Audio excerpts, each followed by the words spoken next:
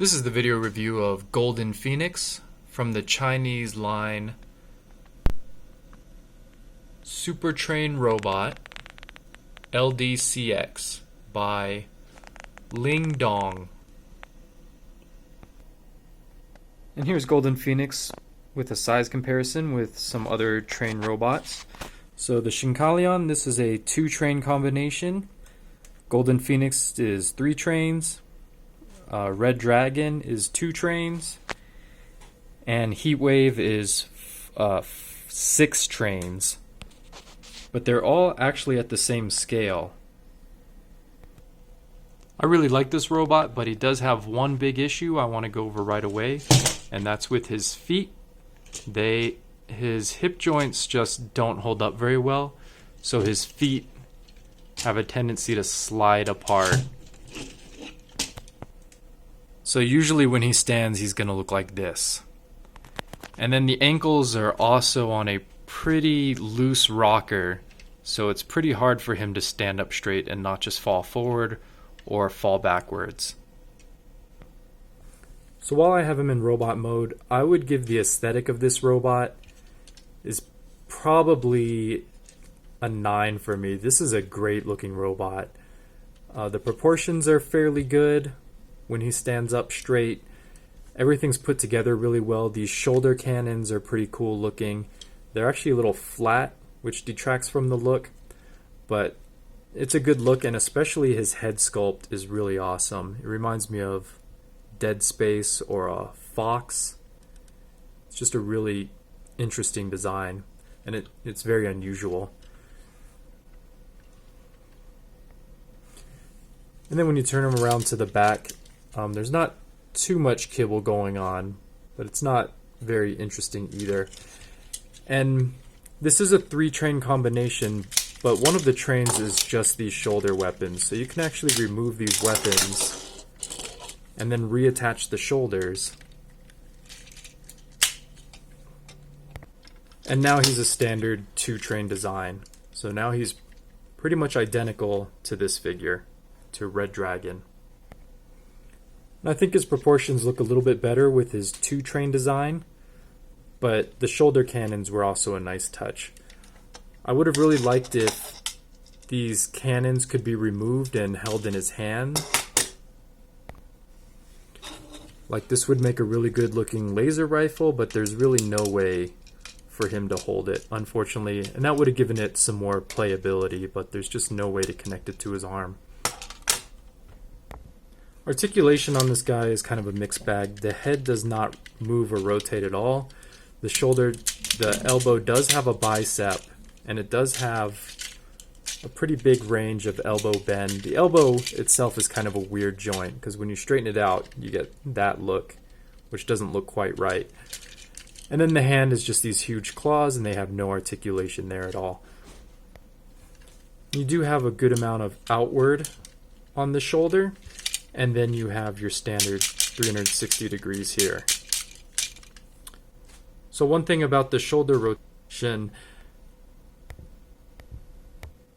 when you have this left shoulder cannon plugged in, there is a tab here which does block this shoulder from rotating. You can sort of rotate the cannon, but then all this kibble on the back bashes into his hips, so you kind of lose the shoulder articulation of this arm when the cannon's connected.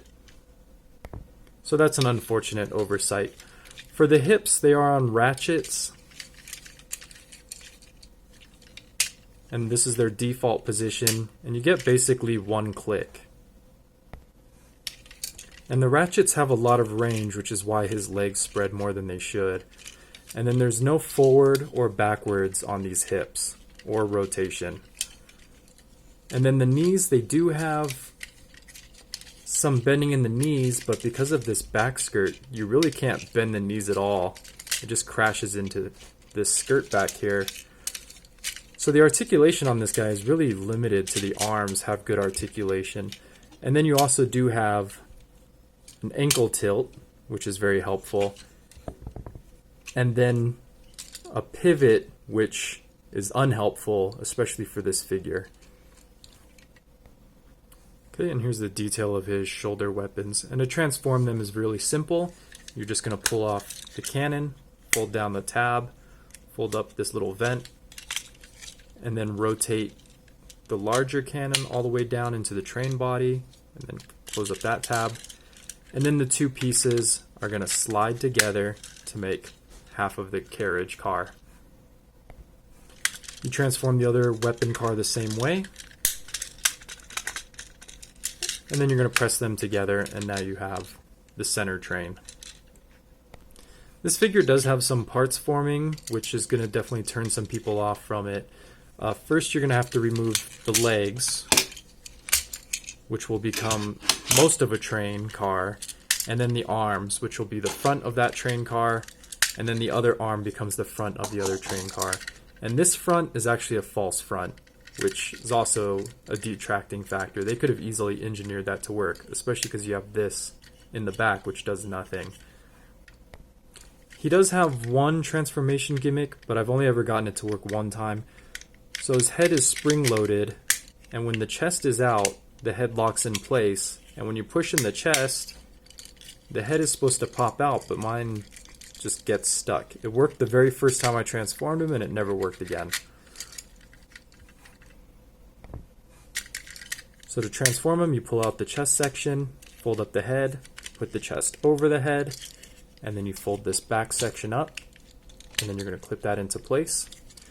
Then you fold in these two arm tabs, and then you're going to collapse this ab section, bring the legs together, and then you're going to clip in the sides of the train until everything fits together cleanly. With the leg, you fold down the knee pad, fold up the toes, and then close off this side section of the leg, and that's one half of the leg car. And then you're going to clip the two legs together, of course, to make most of this train car.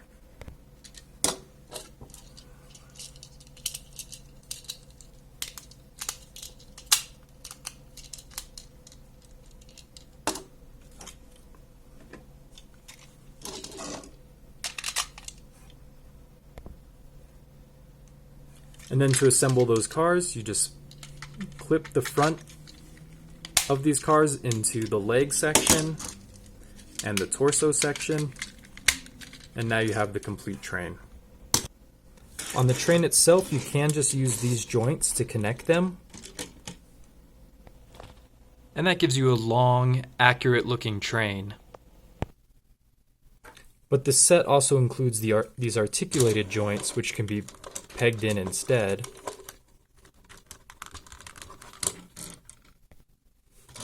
And that way the train can articulate, but it's a really pretty ugly joint. It's not a great solution. So this is how the train compares with other trains.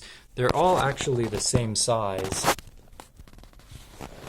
But the LDCX trains, I think, are actually the correct length. These trains are really small and stubby looking. This is actually more what a train would actually look like. So these trains are actually more accurate looking, especially when they peg together and there's no joints between them. So I'd say for the alt mode, it's pretty much a 10 out of 10. These trains look great, and they look like the real trains in China as well. They're a good looking set.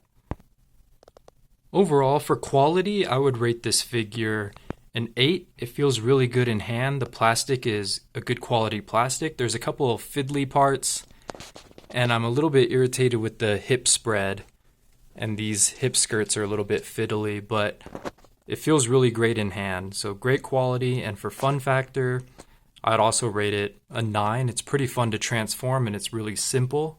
There's no real gimmicks that get in the way of just enjoying the transformation.